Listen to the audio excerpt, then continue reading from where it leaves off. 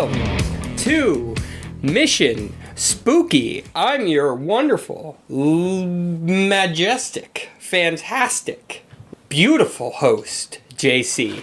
And with me is the pretty okay co-host, Kiki. Thanks. You're welcome. Not effervescent or I know what I said. I'm sticking with it. All right. You guys asked for this episode. We heard you. We're going to give it to you. Because that's what we do. Yeah. We give it to you. We give you the things that you not even want. You need. You need this. You may not even know that you need it, but you're gonna know that you needed it after we're done with you. Oh yeah. Oh yeah. This is how we're gonna get more listeners. Well, we had to do the PG. So JC's now, we did our PG and Shanna Eats. I hope you guys really enjoyed that episode. And now we're doing this one where I'm allowed out of my cage. I'm allowed to say the things that I want. I'm allowed to do the things that I want. And so we're going to have fun. We're going to have a good, old-fashioned, fun old time. It's just going to be great. It's going to be wonderful. It's going to be joyous for me. Because the subject of this here episode is the most beautiful, majestic, all-knowing, magnificent person that is JC. I can't wait to get to the all-knowing part. If you don't know the answers to the questions I'm going to ask you today, we're all in trouble. Oh, yeah, we probably, many people are going to die. Every time I answer something wrong, Kiki is going to press a button, and somewhere in the world, someone's going to die. You're the one that set this game up, okay? No. First of all, if I did set up this game, there are very specific people who are going to die if a button is pressed, okay? First of all. That's fair. I got a list. Okay? We all got lists. Mine's probably a little bit longer than everybody else's, but whatever. Mine's fairly short, because you just don't hate anyone. Yep. We'll go with that. Or you already took care of most of them. My lawyers have told me not to answer questions like that. All right, so you guys want to know a little bit more about paranormal investigation, what goes into it, and since JC has already done it, today's focus is going to be on a specific location that you were at. Yes. I know a little bit about this story because you told me, and it's pretty cool. Yeah. All right, so first question, how long have you been a paranormal investigator? Do you still consider yourself one, even though I know you're not currently in a group? No. I just don't have the let's say, wanting to be a paranormal investigator right now in my life. It's just a lot. Things started being a little too much for me, so I gave it a break.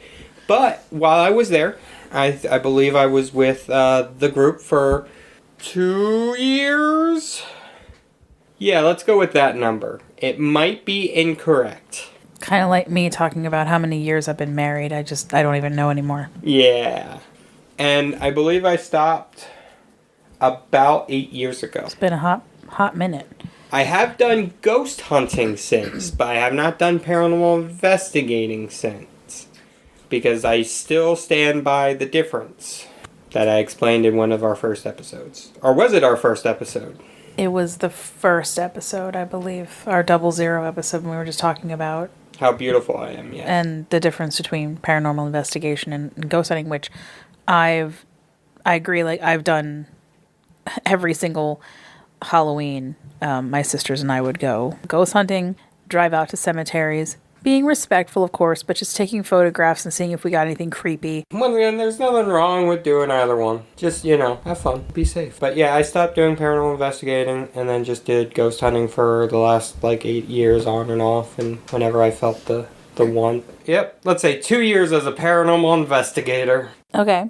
Yep. When did you become interested in ghosts? A young age. Probably... people can't see my hand trying to gauge what height I was at, but I'd say probably about 8 to 10 years old. I was like, ghosts are scary. And I just, whenever I have a fear of something, I want to look into it so I know how to punch it in the face. So I've learned that through a lot of positive can-do attitude, you can in fact punch a ghost in the face. You can. All right, Zach Baggins. No. Calm down over there. No. He would never punch a ghost in the face. Okay, this is a question that I have for you. Okay, I'm ready. I'm excited. I'm prepped. If you are an atheist, Which I am. How do you protect yourself from negative energy during an investigation? Do you have to? Do you even believe in negative energy and possession? So that's a few questions there. So you lied to me. Let's start with that. Secondly, so I have a weird belief structure. Technically, I am a agnostic atheist. I understand that there is a chance there are higher beings that we would consider to be gods or goddesses and or whatever in a higher plane of existence that may or may not have created the universe. However, I don't give a shit about them because I don't. I don't think that they give a shit about me because why would they? The universe is infinite. We can observe that. This can all be a science experiment. We don't know. And I think that's really a good thing to say. We don't know. I can't prove that there's a God, nor can I prove that there isn't. So I'm agnostic. I'm open to the idea. If I see evidence of miracles happening, I'll be like, yeah, there's a God. However, I also think that there are sciences that we do not yet understand. There are things in our universe that are not understood. And I think that some of those beings that we encounter, such as ghosts, spirits, demons, quote-unquote demons, and or other creatures like shadow beings and all types of ghouls and creepies, I think that for some of them, especially the spirits, it's willpower. Your personal willpower versus their willpower. And if they are able to overcome yours, they can possess your body and take control. Because a lot of possession stories are, I was in a really dark time of my life. I was already weak. So you're already prey. This is a predator that is looking for prey. They're not going to come at me because I'm positive. But people can be taken advantage of. And I do think that there are beings that we do not understand how or why they exist. They are a different type of life, possibly from a different plane of existence, another dimension, another universe, that are somehow using their technology or their form of technology to interfere with our universe. It's weird. It's a lot to take in. But I think your personal willpower is what gives you the power to combat them. So as an atheist, I don't believe there is a God. But what I've noticed is there's a lot of different types of exorcism rituals in the world. Every religion basically has one. Because when you think that there is a all-powerful or even somewhat powerful deity on your side, you're going to be a lot more brave. And you're going to be a lot more willful when you tell something to get out of your house. That's why I think using a religion to do exorcisms can be helpful, and why I think it does help. It's empowering you to combat them with your will. But really, it's your will versus the will of the other entity. But this isn't their home plane of existence. So they're already at a disadvantage, which is why they usually prey on the weak. Even hauntings, like just home hauntings, they tend to be, and not always, and I'm not trying to hoarder shame anyone here, but usually the more disorganized and chaotic your house is, if there's a lot of fighting between the parents or between the siblings or just a lot of conflict in the house, you have a higher chance of a haunting. Now, could the conflict be because of the haunting? Possibly. Maybe there is a negative energy there that's infecting everyone. Or is the negative energy attracted to the energy of that house? So do they both play off of each other? I think so. So I do think it's important when I go into a house that supposedly has a negative haunting, I do surround myself with a light that I believe comes from myself. I don't put my faith in a higher power. It's all on me, and I use that light to push away the negative forces. And when I'm on a really good day and I'm really, JC, you're doing awesome. There's times I could probably go into a building and things that are there just won't F with me because I'm not their prey. I am a predator to them. They don't want to be around me, and they don't want me around. Which does put me sometimes in harm's way, because they might fight back if they're territorial creatures. So, do you feel that you can walk into a house and you sort of can feel something immediately? Are you an attractor to the paranormal? Ghosts especially. No. I can sometimes tell if there is a presence in a house, but only if the presence is negative.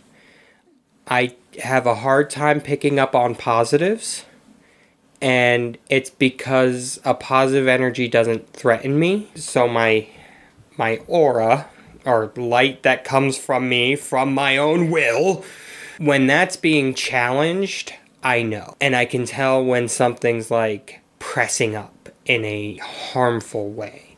And I'm usually attracted to it. Where, like, I was sitting in a house once and they had a hallway and I kept my eyes on that hallway.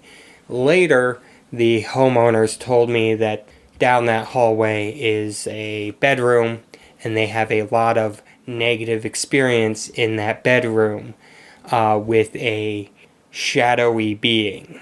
And that is what I didn't see it, but I felt it pressing against my defenses. It's kind of like if you want a scene from a movie to kind of represent this, when the horde of Orokai are attacking Helm's Deep and they're up against those walls, you bet your bottom dollar that the people inside knew they were there.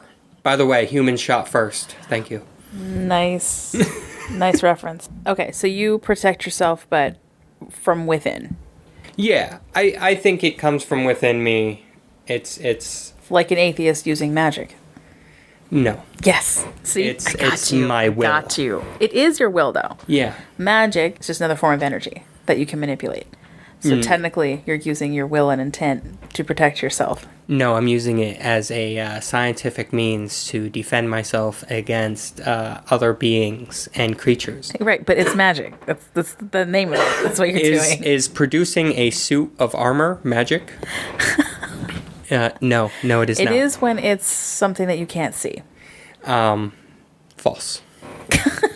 I can't see your will or intent around you. You're correct. You also can't see the intent of the person making the armor and or sword. But however, I can see the armor and the sword, though. Yes, but this is a different form of armor being made. Right, it's magical armor. Yeah. No, it's energy. It's energy that has nothing to do. Magic is just energy.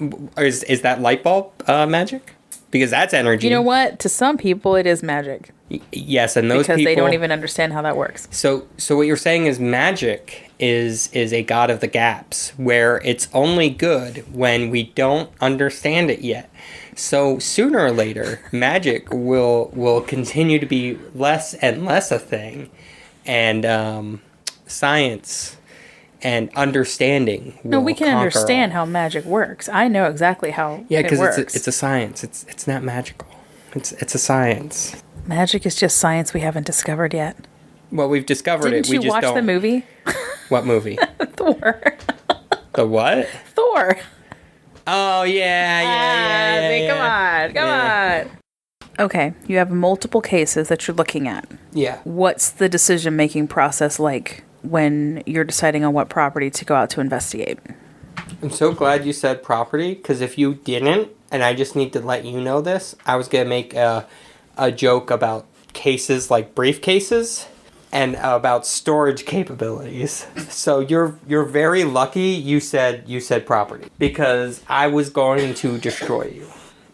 So first off, it's severity. Any of the reports been anyone getting hurt, anyone feeling threatened, anyone having voices tell them to do unsafe things in their head, whether it be harming themselves or harming others. Those are automatic red flags that we will immediately do a little more deep diving into, because somebody might be at risk. If there's none of that, it's just what seems more believable to us. If they're like, well, there's a full body apparition standing right next to me right now, and it looks like if it just seems like maybe the person's a little off the rocker, then we're not gonna go with it. So most ghost stories don't have, they're just, one time I saw something, and then what happened? It disappeared. That was it. That was the story. So if the story is that, I'm more intrigued. Where it's not like an in-depth, on this day I was here and this happened. No, it's, well, I was going to get a cup of water and I looked down my hallway and I saw something weird. That's, to me, more appealing, because it doesn't seem as well orchestrated. Was there ever a time that you said no, that you weren't going to do that investigation? And what was the criteria for saying no if you had to? Yes, we did. So the group I was a part of, we wanted to help people that were at risk. We weren't doing this for our own grandeur. It wasn't for us to make money. We weren't charging anyone. We were doing everything pro bono, and everything came out of our pocket. We did not do any fundraising. We just wanted to help people that were dealing with things. If we felt that the client was trying to have their house put on a YouTube channel, or their restaurant put on a YouTube channel, which we didn't even have one, because we never posted anything we found. So it's very like, why would you even do that? But we didn't help those people. If we thought that they were too into the paranormal, it was also a turnoff for us. Let's say they contacted us. They seem legit with their stories, enough to get us pique our interest and get us to go do an interview with them. During the interview, what would usually happen, there was this wonderful lady. She would conduct the actual interview. I would listen and say very little, and then I would walk around the house. I would tell the client that I'm going to look for places for us to set up cameras, which was true. I was looking for places to set up cameras. And I was looking for paranormal books, paranormal movies, paranormal things, Ouija boards, silly stuff like that, that if it was, obviously every house is going to have a little bit, but if it's over the top, well, maybe this person, and once again, it's like just that person doing it for their own, I just want to be part of a creepy tale, and I had paranormal investigators at my house, and we didn't want to take time for that. That is actually one of the things that, when I was talking about psychic fakery in one of the episodes before this, growing up with a family member who was part of a psychic team that went out to places and they did Ouija boards and did all that stuff, there is this fine line between someone who is truly in it for the science part of it, but also someone who just wants to belong to part of something.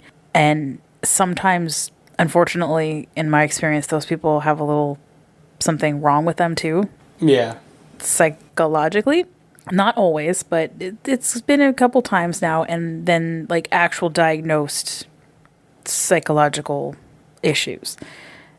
Sometimes it's narcissism, they just want to be the center of attention and they need to be special.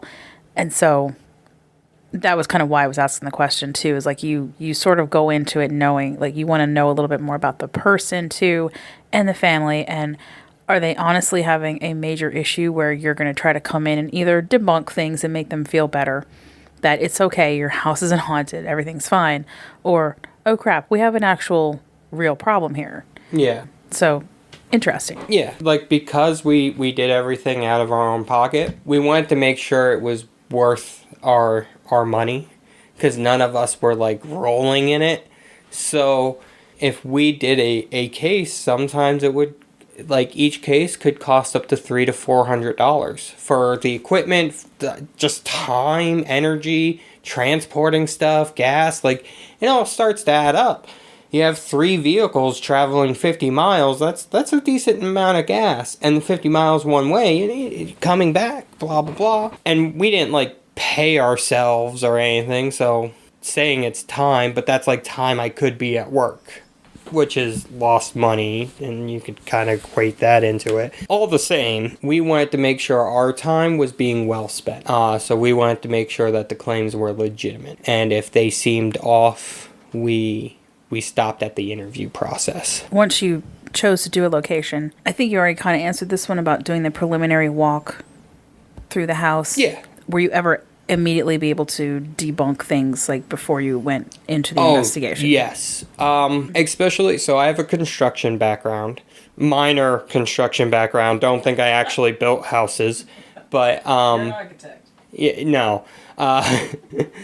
But there were things that, and I think I used this in an earlier episode. Oh, the door opens on that. Well, okay, you don't have it bolted right. So it's not shutting right. So it's going to open. Like even the 2 main guys from Ghost Hunters, they started off as plumbers, and it was, our faucet keeps turning on. Well, some of those things, they tried to turn it, like, to fix it using the knowledge that they have as professionals in the field, and it still happened. And that's what, like, got them into it. But there are things where you can go in, and during my walkthrough, I'm like, okay, well, what's going on here?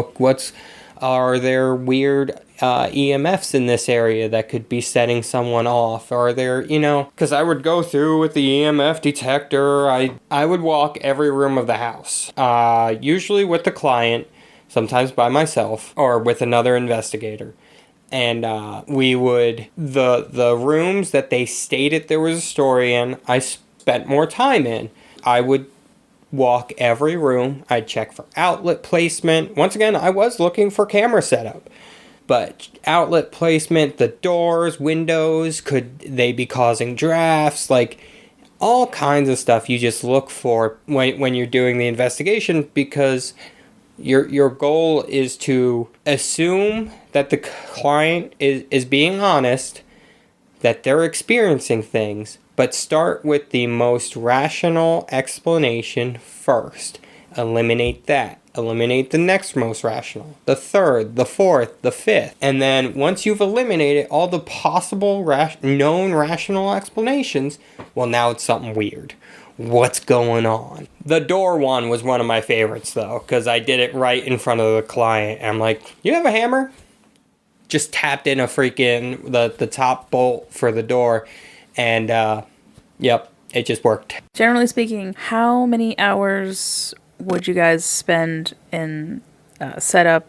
And then did you ever go to a location multiple nights? Do you, like, about how long does it last? We would do, I believe we did one multi-night location when I was in. Or at least one that I took part of. Once again, everything came out of our own pocket, so we didn't like doing multi-nights, because trying to get people to have 2 nights off in a freaking row was a pain. So usually what would happen, we'd do interview and walkthrough of the house. When we're doing that interview and walkthrough, we're kind of stirring the pot. We're getting the paranormal juices boiling because we're asking questions. We're going into places that the homeowners don't usually go. I'm tapping on walls. I'm messing around. Now, I'm not trying to aggravate things, but things are going to get aggravated. So we try to do the actual investigation within a week of the walk. Usually things that week have spiked, and they do see more activity because we kind of stirred the pot. With that spike, when we're there, we usually are in that spike. If there is a haunting, that is. Sometimes there isn't. So, what's the strangest case that you ever had, or at least a case where you definitely saw something? We were in a house that it was a husband who was a contractor, a wife who did a office job, I believe, and they had a little kid. I want to say the child was under the age of 2 when we were there. The reason we went, the father was having his pain pills disappear, and they are an addictive pain pill, so he couldn't just go to the doctor and get more. He was prescribed these because he had had an injury on the job, and his back was messed up. He was still able to walk and stuff, but he was in a lot of pain, so he would take meds to help. And because of the meds that he was on, he was like, you can only have so many for like so long. Like, they can't just, right. Oh, I lost my pills. It became an issue that whatever was in their house liked keeping him in pain by stealing and hiding his pills. So it started, he just has them in the medicine cabinet, and, I guess I must have misplaced them. I'll have to keep better track of them because, now for the next week, I'm SOL. He kept keeping track of them, and they kept disappearing on him. So at one point, he's like, you know what? I'm not even going to take them in the house. I'm leaving them in my truck. And he left them in the center console of his truck. Came back out. They were gone. Just disappeared. He lived, in the middle of freaking nowhere. He was pretty sure they weren't being stolen. He would have heard somebody come into the house to steal his pills. He was also not very, open about being on them. He was very taken aback. This was happening for quite some time, to the point where he one night duct taped his pill bottle to his arm to sleep with it. And when he woke up, it was gone. What? Yeah, that was about 2 to 3 months before he reached out to another paranormal investigating group who did an investigation of the house. Because at that point, he was like, there's something going on. So how old was this house? Was it? It was new. It was newly built. So then you have to ask yourself, what was the property like before, right? Do you do investigating? It was a heavily wooded area. And I believe that ghost hauntings are pretty rare. That there's a lot of different types of creatures of the paranormal. I think that this incident was more something of a fairy folk or Native American mischievous asshole of a creature. I don't think it was a human spirit. I think it was something a little more mischievous. So as I said, they had a small child as well. Before they had this child, they were decorating the room and getting the room for him all prepared, and they had his crib set up. And it's a new house, and it starts leaking right above the kid's bed. Now the kid's not in it yet, but it's going to be soon. So the dad, who works in construction, goes into the crawl space above the house. And their attic was basically all open. You can see from side to side of the house that it was a very small, usable storage space. But other than that, don't go up there.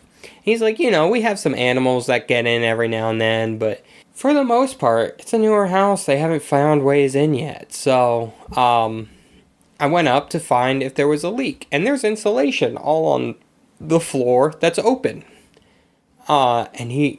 So he goes to above the kid's bed, and basically that whole room, and he's searching for a leak. and nothing's wet.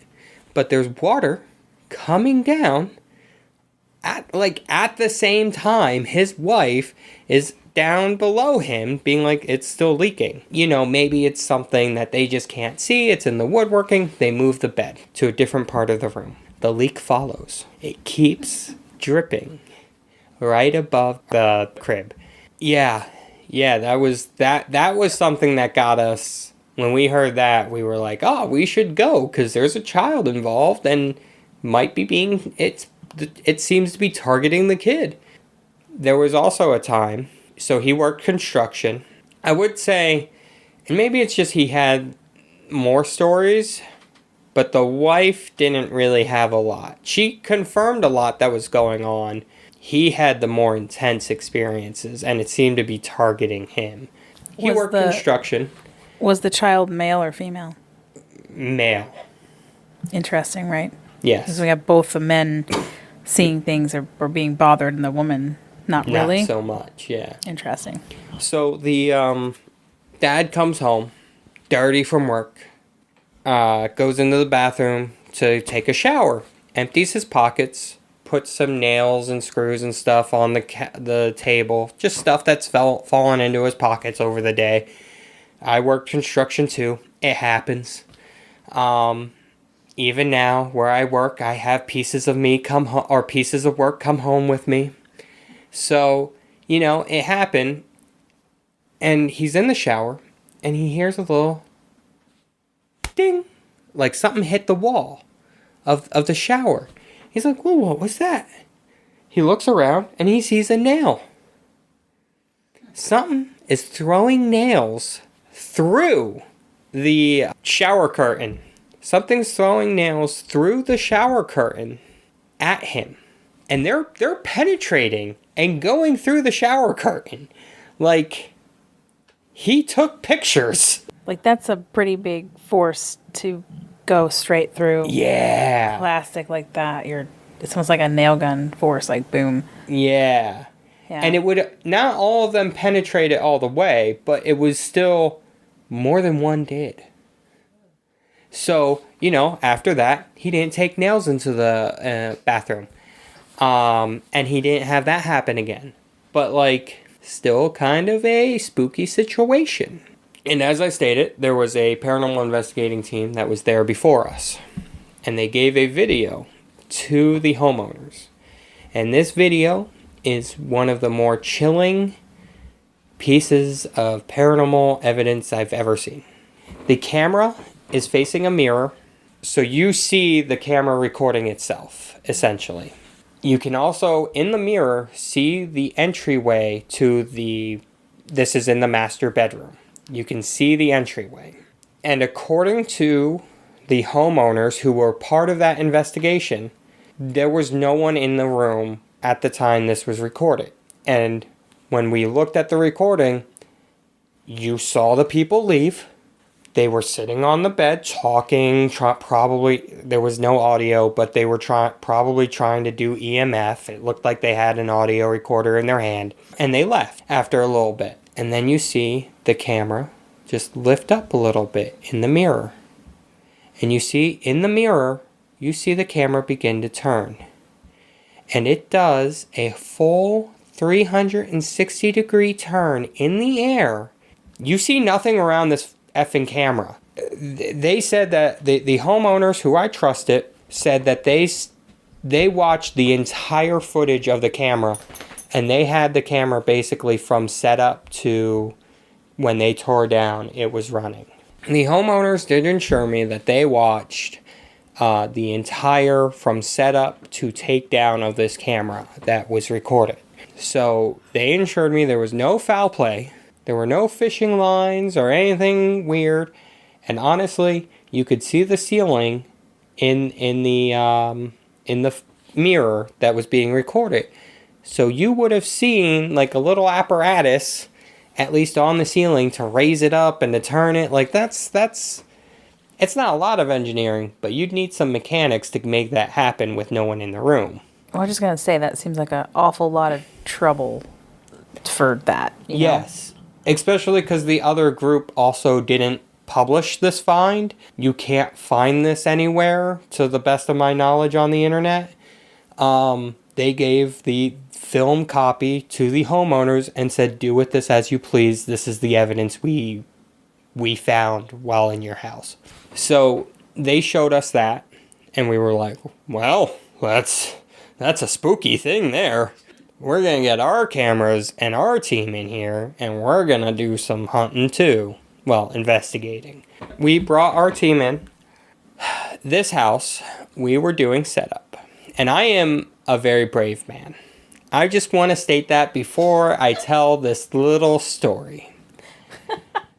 As I described this attic before, the only walls are the roof walls, and it's a A-frame. I can see from wall to wall, side of the house to side of the house. The only light is the light that's coming up from the hole, because it's a little just like hole in the ceiling that you have to like pull yourself up and get in there, or use a ladder like I did. I was standing on the ladder setting up a camera, because they would say, oh, well, you know, every now and then we hear something that sounds like it's walking around up there. Could be raccoons, mice, whatever. But, you know, we just hear something. So I'm setting up a camera, and I'm looking at the far wall of one furthest away from me. It would actually be above the master bedroom. I'm closer to the child's bedroom. And I see a large shadow just go from one side of the wall to the other.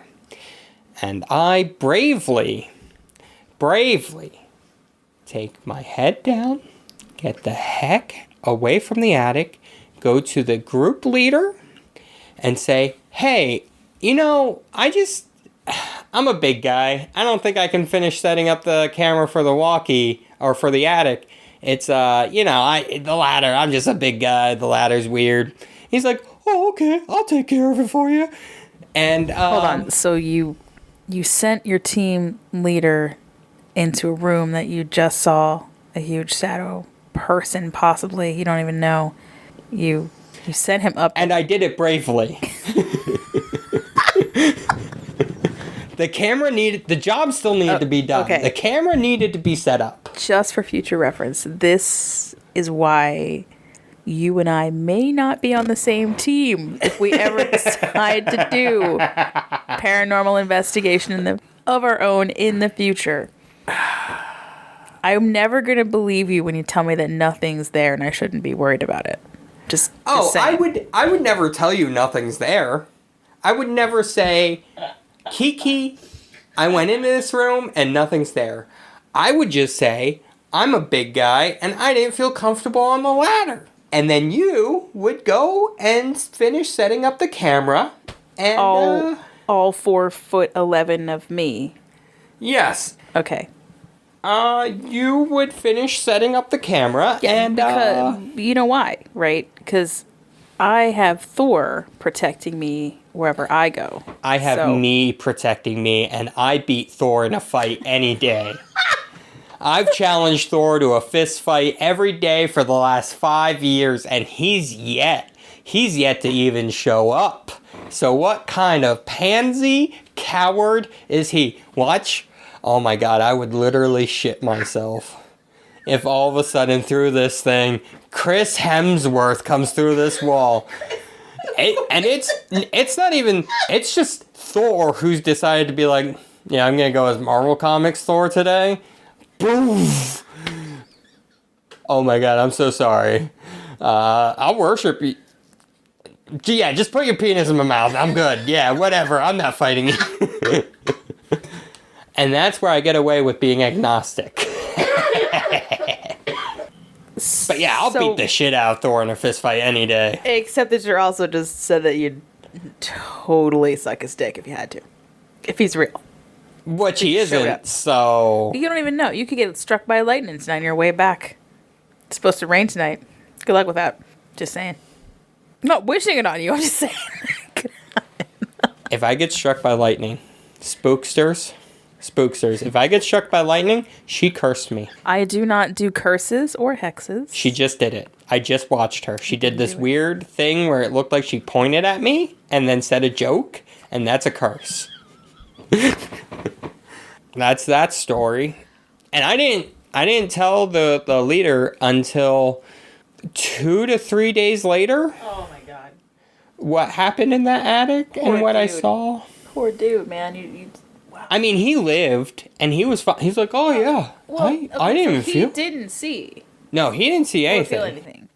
Interesting. See, this is what I was talking about. How I think that this is the same energy that I believe magic uses, or you're using to perform magic, is the same energy that ghosts exist under, and that's why you can feel them or not feel them. Oh yeah, you can feel them, or you don't feel them. I don't know where it's going. I have no idea either. I was like, is she gonna try and make like a weird small dick joke or like? I was so confused, and you were snapping your fingers. I'm like, is this now a jazz song? Down a hallway. Yeah. Yeah, it's one or the other. Oh. So. Gross. Oh, hold on. So that guy who didn't see anything. Yeah, the group leader. Yeah. Did he ever see things in the past, or yeah? Okay, so this particular thing he may not have been into. Yeah, or he might just not have seen it. I mean, it was just maybe a 5-second thing for me. It just went from one side of the wall to the other and vanished. It took up most of the wall when I saw it, and it was not a small thing. Yes, it was big and black, and I saw it, and I've never looked away. Except I did, and then I sent another guy to deal with it. And so, next question. Was there ever a time when you were so terrified that you were just like, I'm completely out? Although I think you may have just answered that by saying that you didn't finish setting up the camera because you were just like, I'm done. So I wasn't actually terrified at that moment. It spooked me, but it didn't like... I've dealt with things where it's literally stopped me in my tracks and I could not move for minutes because I was so enveloped in fear. This, I was immediately like, you know what? I don't get paid enough for this. Got down off that ladder and sent my boss up. Okay, so then was there a time when you were... Not when I was a paranormal investigator. Oh, okay. Only when I was doing ghost hunting. And those are tales for another day. Unless you really want me to tell it. Because it's shadow creatures in a graveyard. Oh, that's a good one. And we're actually gonna do a whole episode on just shadow creatures because I don't know that much about them. I don't see them, thankfully. So that'll be fun for me to investigate a little bit more, and then see your take on what you think they are. So I'll do like the background investigations or investigators think they are, and then we'll go with like what you think they are. I have no idea what they are. Don't tell anybody that now. It's for later. I mean, I know exactly what they are, but you guys just hold on and you give us the $50 Patreon month, and I will tell you privately. You're not supposed to blow the whole. Yeah, you gotta. There you go. See the setup. Oh, yeah. Keep them hanging. They need to. Oh my god! It's almost like you don't have any idea what the fuck you're doing. I'm just here for the shits and giggles, man. I'm just, Let's cheer for the cake. Yeah. Okay. Last question, and this one again is for me, really. This comes from me reading a lot of websites, doing some investigation on investigators, and just seeing where they stand religiously. Because it's fascinating to me that there are so many Christians who are paranormal investigators. Mm-hmm. And they're very upfront about it. They're like, so I know you only did it for 2 years and you only had like one team, but did you find that there were more, less, or equal amount of what you would consider religious people? I believe I was the only one in the group that was an agnostic atheist. I believe everyone else was some form of religion. Some of them were like yourself, paganists. Some of them were Christian, and some of them were Wiccan type deal. That's a pagan religion, but yeah. I'm heathen. Okay. Not pagan. Just I don't know the FYI. difference between these things. We can talk about that at a later on date. another episode. We have so many episodes to talk about. But I know that they were all different things. I'm pretty sure I was the only, like, one that was like, excuse me, there's nothing. And if there is something, who gives a fuck? And that's my stance to this day. It's a viable, totally understandable stance. Yeah. Because I've challenged every god to a fist fight, and yet not one has come down and fought me. But you don't know that for sure. See, gods can show themselves in various ways. They don't have to actually physically manifest in front of your face. No, I've specifically asked for that, and You're they've not ever specifically gonna get it. not done that, so they're a bunch of pansy-ass mofos. How do you know? Again, this goes to one of my favorite things that I was taught growing up because I was raised Catholic. So there's this whole saying about how Jesus is going to show himself one day. I think it might have been a parable. See, I'm so far gone from all this crap. Sorry, it's not actually crap. It's just, the idea being that Jesus reveals himself as a poor man to a rich man. And the rich man doesn't recognize him. He just doesn't talk to him, just throws him on the street, basically. Keeps him on the street. And that's where homeless people come from. So I've completely botched this whole fucking what you're going story. with, I think. It's terrible. It's terrible. It could be like right in front of your face, and you just don't want to recognize it. And so the gods are like, "Screw you, buddy. Whatever, man. We try to reveal ourselves. We're done." I will say this, that I've seen some very interesting things in my life.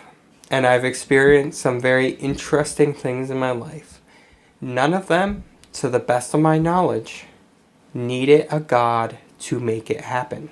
Once again, there could be gods.